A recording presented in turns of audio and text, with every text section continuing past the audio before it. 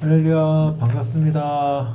예, 굉장히 오랜만에 뵙는 것 같습니다. 지난번에 또 설 연휴가 있어가지고 구역공과가 없었고, 또 지난주도 제가 좀 많이 바쁜 관계로 또 영상을 만들지 못했습니다. 네, 죄송하고요. 다시 또 이전처럼 또 구역공과 영상으로 함께 은혜 나누도록 하겠습니다. 오늘은 팔과 의와 공도라는 제목으로 창세기 18장 16, 제가 잘못했네. 16절부터 25절까지입니다. 예, 제가 여기 PPT에는 좀 잘못되어 있네요. 창세기 18장 16절부터 25절까지 말씀을 갖고 우리 함께 의와 공도라는 주제로 함께 말씀을 나눠보도록 하겠습니다. 예, 지난주 받은 은혜와 감사를 우리 함께 구역원들과 나눠보는 시간을 갖도록 하시고요. 또 찬송가 289장과 또 347장을 함께 찬양하심으로 또 뜨겁게 우리 마음을 열고 하나님께 찬양으로 영광 돌리시기를 부탁드립니다. 말씀 들어가기입니다. 말씀 들어가기를 제가 한번 읽어보겠습니다. 세상에는 두 종류의 인생이 있습니다. 팔린 인생과 보내심을 받은 인생입니다. 둘 사이에는 엄청난 차이가 있습니다. 팔린 인생이라고 생각하는 사람은 불평하고 원망합니다. 쉽게 낙심하고 절망합니다. 목적의식이 없고 상황에 끌려다니며 보복하려는 마음을 갖습니다. 그러나 보내심을 받은 인생이라고 생각하는 사람은 목적의식을 가지고 선한 영향력을 끼칩니다. 여러분의 인생은 어떤 인생이라고 생각합니까? 여러분, 우리 예수 믿는 사람은요, 당연한 얘기겠지만 목적이 있는 사람입니다. 예전에 그 목적이 이끄는 사람이라는 굉장히 유명한 기독교 서적이 있었는데, 하나님께서 우리를 향한 명확하고 분명한 목적이 있다라는 것입니다. 그래서 우리는 아무 생각 없이 이 땅에 살아가는 것이 아니라 하나님으로부터 파송된, 이 땅을 향해 하나님으로부터 파송받은 백성이다라는 것입니다. 보내심에는 하나님께서 우리를 이 땅에 보내신 것에는 분명한 이유와 목적이 있겠죠? 어떤 목적이 있을까요? 먼저는 이 땅에서 하나님의 영광을 드러내고, 그리고 주의 복음, 예수의 복음을 드러내며 또 이웃을 사랑하고 섬김으로 그리스도의 선한 향기를 풍기는 것, 그것이 바로 우리가 이 땅에 하나님께서 보내주신 이유와 목적이다라는 것이죠. 이게 예수 믿는 모든 사람의 공통된 목적입니다. 이런 목적을 갖고 각각의마다 또 세밀하게, 저 같은 경우는 목사로 부르심을 받았고, 또 성도에게 있어서는 성도의 개인적인 직장과 삶 속에서 그곳에서 부르심을 받았고, 부르심의 차이는 다르지만 분명한 건 우리 각자를 향한 하나님의 보내심의 부르심의 목적이 있다, 이유가 있다라는 것을 기억하시기를 바랍니다. 자, 우리 말씀 속으로 함께 해볼게요. 우리 말씀이 조금 길어서 밑에가 조금 잘려 있습니다. 여러분 성경을 직접 찾으셔서 같이 읽으시면 좋을 것 같습니다. 하나님의 말씀 창세기 18장 16절부터 25절까지 말씀입니다. 우리 함께 말씀을 같이 읽어보도록 하겠습니다. 그 사람들이 거기서 일어나서 소돔으로 향하고 아브라함은 그들을 전송하러 함께 나가니라. 여호와께서 이르시되 내가 하려는 것을 아브라함에게 숨기겠느냐? 아브라함은 강대한 나라가 되고 천하 만민은 그로 말미암아 복을 받게 될 것이 아니냐? 내가 그로 그 자식과 권속에게 명하여 여호와의 도를 지켜 의와 공도를 행하게 하려고 그를 택하였나니 이는 나 여호와가 아브라함에게 대하여 말한 일을 이루려 함이니라. 여호와께서 또 이르시되 소돔과 고모라에 대한 부르짖음이 크고 그 죄악이 심히 무거우니 내가 이제 내려가서 그 모든 행한 것이 과연 내게 들린 부르짖음과 같은지 그렇지 않은지 내가 보고 알려 하노라. 그 사람들이 거기서 떠나 소돔으로 향하여 가고 아브라함은 여호와 앞에 그대로 섰더니 아브라함이 가까이 나아가 이르되 주께서 의인을 악인과 함께 멸하려 하시나이까. 그 성 중에 의인 50명이 있을지라도 주께서 그곳을 멸하시고 그 50 의인을 위하여 용서하지 아니하시리이까. 주께서 이같이 하사 의인을 악인과 함께 죽이심은 부당하오며 의인과 악인은 같이 하심도 부당하나이다. 세상을 심판하시는 이가 정의를 행하실 것이 아니니까. 아멘. 오늘 본문의 이 말씀은요, 이제 본문 18장 1절부터 연결된 내용의 말씀인데요. 이 아브라함을 향해서 두 천사, 하나님께서 보내신 두 천사가 이제 아브라함이 있는 지역으로 오게 됩니다. 이제 아브라함은 이 두 천사를 발견하고, 이제 외모는 물론 사람의 모습이니까 처음엔 그가 하나님 보내신 천사인지 몰랐죠. 근데 아브라함은 이 두 명의 이방인을 아주 극진히 모셨어요. 자신의 집을 초대해서 정성을 다해서 섬기며 정말 그들이 머물 수 있는 모든 조건을 잘 채워줍니다. 그리고 이제 16절에 와서는 이제 그들이 이 두 천사가 이제 일어나서 소돔을 향해서 나가려고 할 때 이제 아브라함이 그들을 그 근처 이제 집 밖으로 이제 전송하게 됩니다. 그리고 나서 이제 하나님께서 아브라함에게 말씀을 하시는 거죠. 어떤 말씀입니까? 바로 이 소돔과 고모라를 멸하겠다라는, 멸망하게, 죄악으로 갇힌 소돔과 고모라를 심판하겠다라는 것을 말씀하십니다.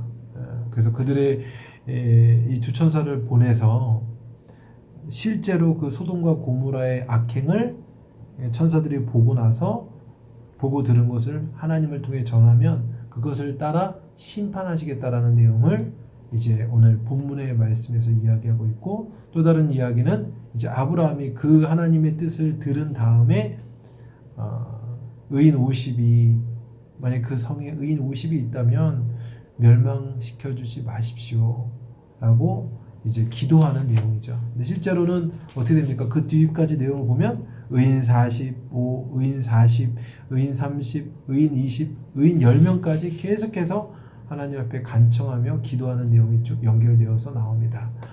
그래서 이것이 바로 18장의 내용이고요.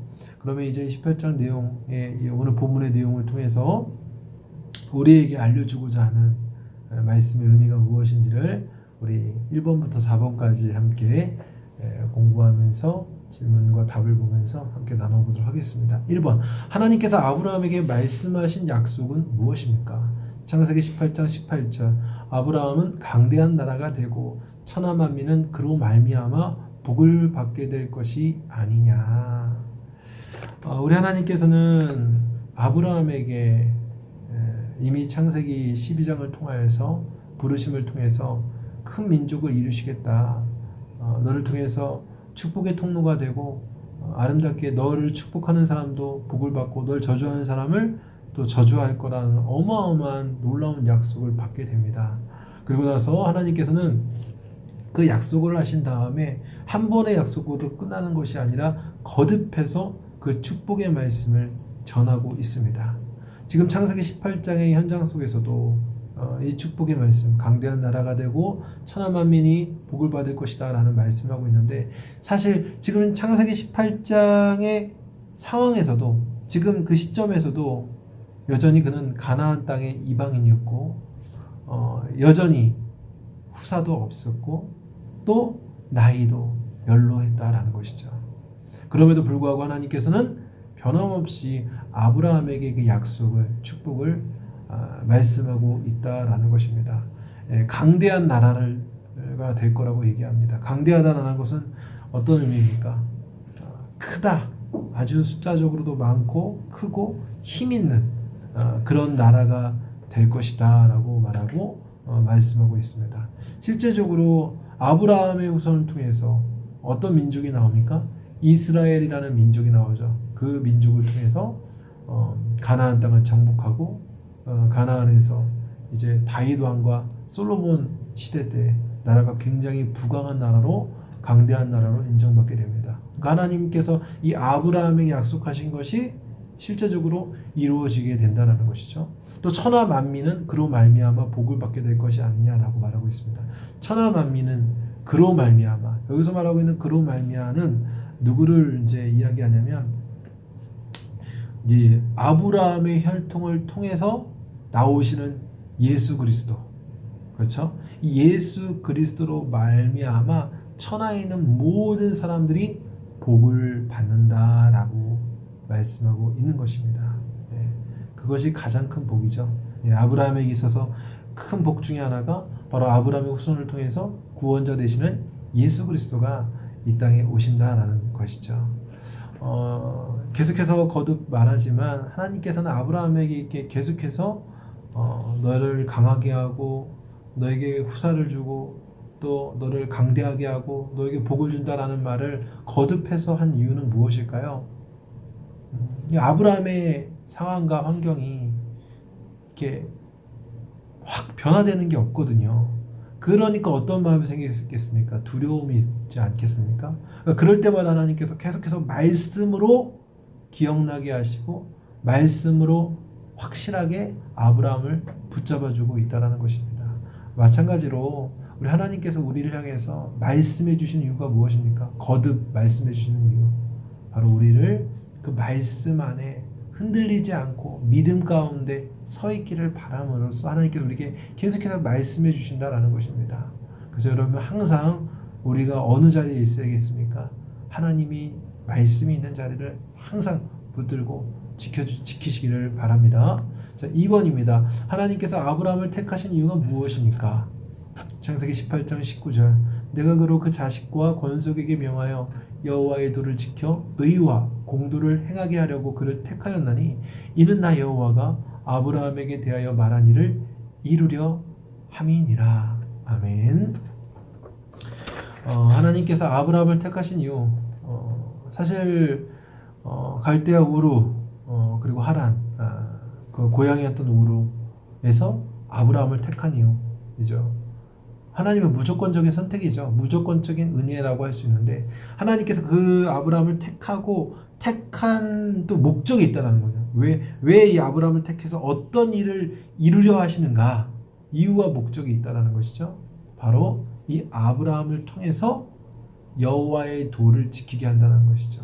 하나님의 도가 뭡니까? 하나님께서 말씀하시는 길, 하나님께서 행해야 될, 바로 해야 될 올바른 그 길, 그리고 의, 하나님과의 관계, 그리고 공도, 하나님께서 우리 인간이 하나님의 편에서 우리 인간이 마땅히 지켜야 할 기준, 그것을 어떻게 행하게 하려고 아브라함을 부르셨고 또 이 아브라함을 통해서 그의 자식 그리고 권속 속해 있는 모든 사람들을 어떻게 가르치라고.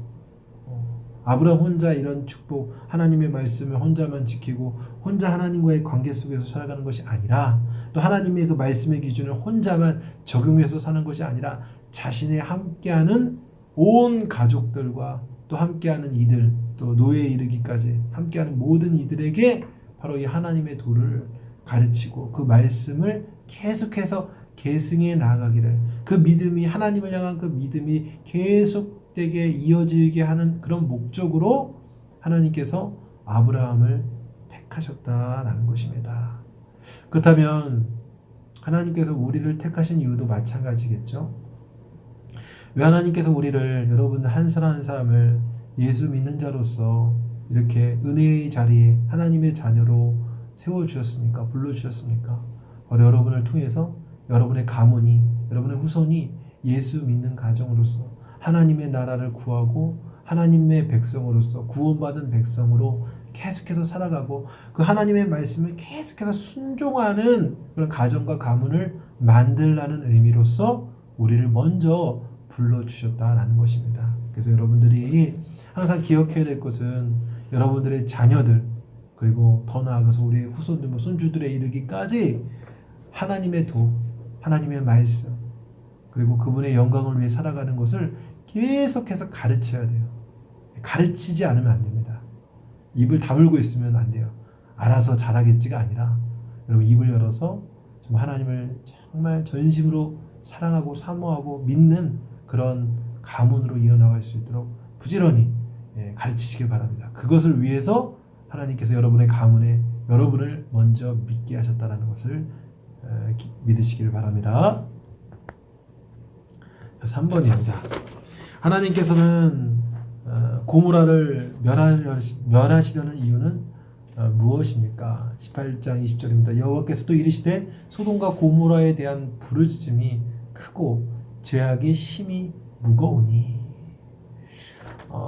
하나님께서는 아브라함에게 하나님의 그 심판의 계획을 또 하나님 자신의 뜻을 아브라함에게 알려주셨어요. 여러분, 이것은 굉장히 큰 의미가 있는 스토리입니다. 하나님께서 그 전능하시고 창조주이시고 주권자이신 하나님께서 자신의 뜻을 그냥 하나의 피조물 밖에 되지 않는 한 인간에게 자신의 뜻을 밝혔다라는 것은 어마어마한 일이죠. 어떤 의미입니까? 하나님께서 그만큼 아브라함을 신뢰했다라는 것입니다. 그러니까 하나님도 아브라함을 믿었다라는 거죠. 정말 이 사람은, 이 존재는 정말 내가 믿을 만하다. 그러니까 어떻게 하나님의 뜻을 알려주셨다라는 것입니다. 사랑하는 여러분도 하나님께 신뢰를 받는 인생을 살아갔으면 좋겠습니다. 우리 귀한 집사님은, 우리 귀한 권사님은 정말 너의 인생이 너무나 복되다.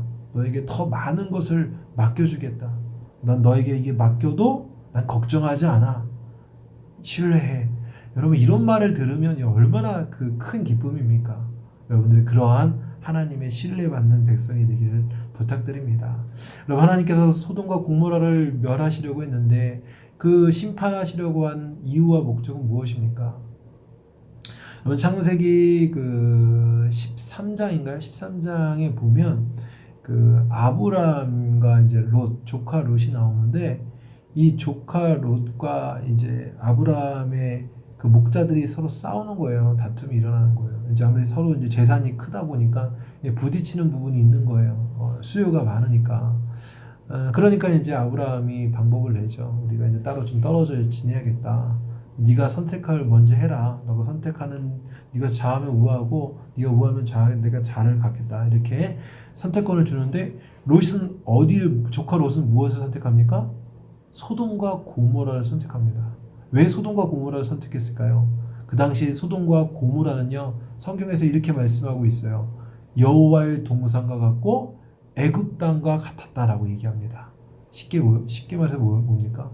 정말 호화스럽고 가장 아름답고 물도 풍요롭고 사람들도 많고, 그러니까 아주 발달된 문명의 그 도시국가라고 보면 됩니다. 그러니까 딱 눈이 막 돌아가는 거예요. 어마어마한 것들이 보이는 거예요. 그러니까 롯은 무엇을 선택합니까? 당연히 좋은 땅, 소돔과 고모라를 선택하죠. 근데 중요한 건 무엇입니까? 이 소돔과 고모라의 그 도시 안에 들어가 보니까 그 도시에 어떤 일이 벌어집니까? 소돔과 고모라에 대한 부르짖음이 컸다라고 얘기합니다. 이게 무슨 말이냐면 소돔과 고모라라는 그 도시를 통해서 주변에 있는 많은 이들이 고통을 받고 있었나 봐요. 어떤 착취를 하거나 어떤 굉장히 괴롭히거나 이런 일로 인해서 고통받는 사람들의 부르짖음, 그 소리가 하나님께도 들렸다라는 것입니다. 하나님께 들릴 정도의 큰 외침이었고, 무엇보다도 그 죄악이 심히 무겁다라고 말하고 있습니다. 그러니까 성경의 원문을 보니까 이 죄가 너무 많아서 움직일 수 없을 정도로 둔한 상태를 이렇게 비유적으로 말하더라고요. 그러니까 쉽게 얘기해서 엄청 뚱뚱한 거예요. 이제 너무 뚱뚱하니까 죄로 비만이 너무 심하니까 움직이지 못할 정도로, 그러니까 그 정도로 어마어마하게 부패했다라는 것이죠. 우리는 알 것입니다. 우리는 잘 아실 겁니다. 소돔과 고모라에서 어떤 일이 벌어집니까? 이제 그 두 명의 천사, 아브라함과 함께 있었던 이 두 천사가 이제 소돔과 고모라의 죄악상을 살피려고 그 성에 갔는데, 또 그 성에 이제 롯이 이제 또 자기의 집에 머물게 하죠. 근데 그 밤에 어떤 일이 일어납니까? 그 소돔과 고모라에 있는 성내에 있는 성경을 보면은 뭐라고 되어 있냐면 노소를 막론하고라고 말하고 있어요. 노소, 늙은이, 그러니까 어르신죠. 노인에 이르기부터 아이에 이르기까지, 아이에서부터 어른에 이르기까지, 그 노인에 이르기까지 그 롯의 집에 몰려왔다라는 것입니다. 왜? 그러니까 남자들이죠, 남자들이 왜 몰려왔을까요? 성경에 보면 상관하리라라고 얘기해서 상관, 쉽게 얘기해서 남색이죠, 남색. 예. 남자가 남자에게 성관계를 하겠다라는 것입니다. 동성애를 말하고 있죠.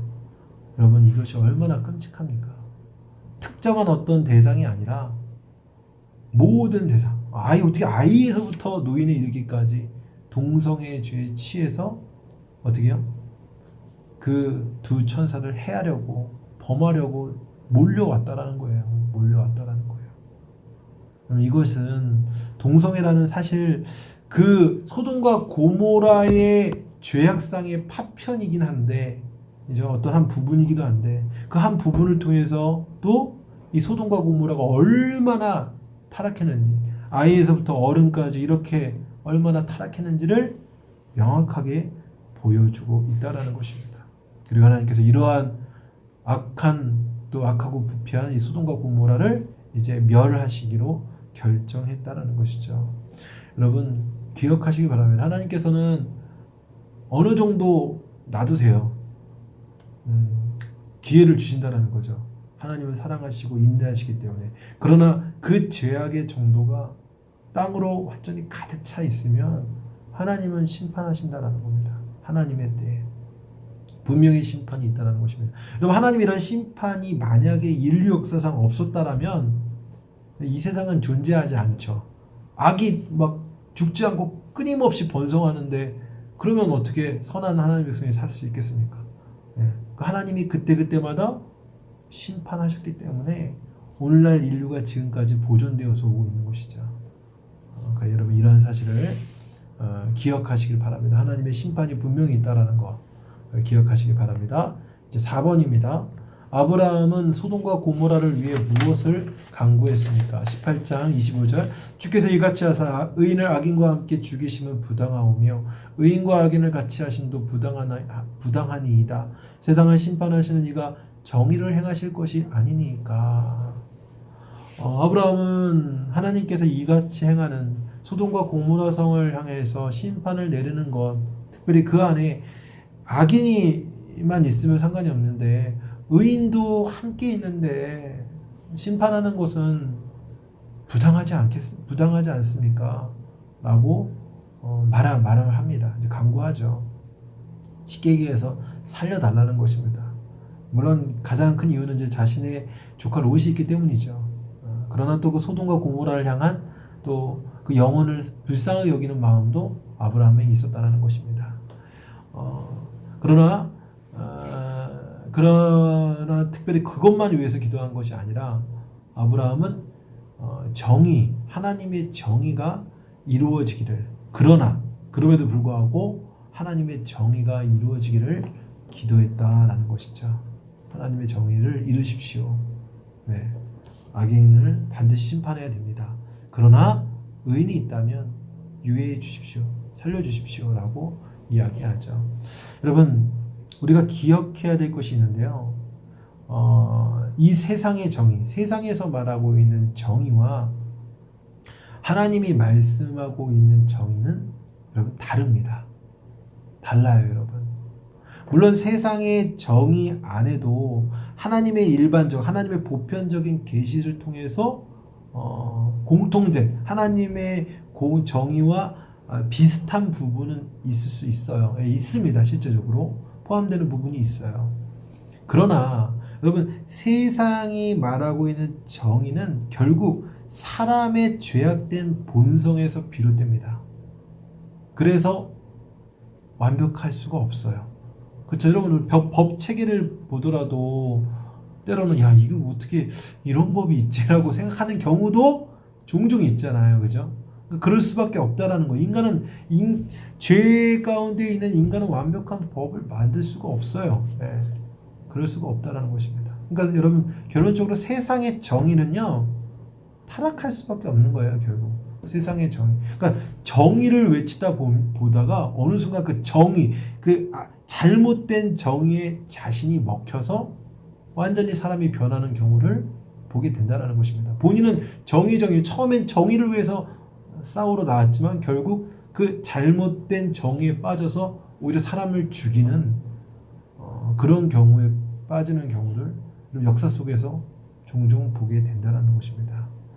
여러분, 참된 정의는 오직 하나님의 정의밖에 없다라는 것입니다. 네. 하나님의 정의는 하나님께서 말씀으로 세우신 거예요. 그래서 변하지 않고 완벽하고 부족함이 없다라는 것입니다. 여러분, 바로 이 땅에 우리가 정의가 세워지도록 기도하잖아요. 그 정의는 바로 하나님의 말씀의 정의, 하나님의 그 공의가 이 땅 가운데 이루어지도록 우리가 기도를 해야 한다는 것이죠. 이것이 오늘 우리 성도의 자세다라는 것이죠.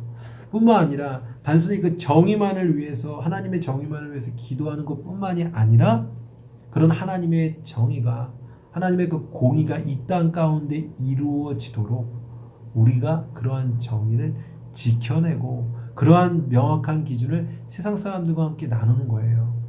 그래서 정말 그렇구나, 정말 이런 기준이 옳구나 라고 다른 생각 사람도 그 하나님의 정의를 받아들일 수 있을 정도로의 삶을 우리가 살아야 된다라는 것입니다. 그래서 여러분, 이러한 삶으로 영광 돌리시기를 축복합니다. 자, 나눔과 적용입니다. 하나님께서 나를 지금의 가정과 이웃으로 보내신 이유가 무엇인지를 생각해 봅시다. 자기의 사명을 함께 나누어 봅시다. 여러분들을 가정에서 먼저 예수 믿는 자로 불러주신 이유가 있어요. 그죠? 저도 저희 가정에서, 저희 가문에서 예수를 믿는 첫 번째 사람인데 왜 저를 불러주셨을까요? 가정을 복음화시키고 구원하라는 목적으로 저를 불러주셨습니다.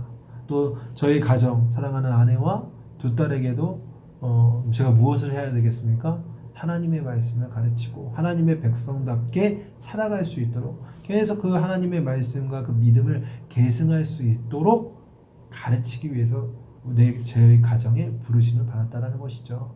사랑하는 여러분들도 그런 부르심에 따라 그런 사명을 이루어내는 우리 귀한 구역장님들, 구역원들 되기를 바랍니다. 함께 기도할 때 우리 자신을 통해서, 우리를 통해서 하나님의 의와 공도가 이 세상 가운데 나타나도록 기도하시고, 또 서로의 기도 제목과 교회와 지역과 나라를 위해서, 또 코로나19로 인하여서 어려운 이 시대를 위해서 함께 아파하며 또 종식될 수 있도록 기도해 주시고, 또 우리 헌금 찬송가 50장 함께 찬양으로 영광 돌리시고, 그리고 헌금은 이제 제일 좋은 방법이 구역장님을 통해서 구역장님에게 계좌로 구역 헌금을 보내시고, 그 금액을 구역장님은 구역 헌금에 기록된 내용을 기록해서 헌금함에 넣으시면 되고, 또 그 내용을 또 저한테 카톡으로 보내주시면 감사하겠습니다. 그리고 예배를 항상 마칠 때는 주기도문으로 혹은 대표기도로 맞춰주시기를 부탁드립니다. 이제 벌써 2월의 마지막 주입니다.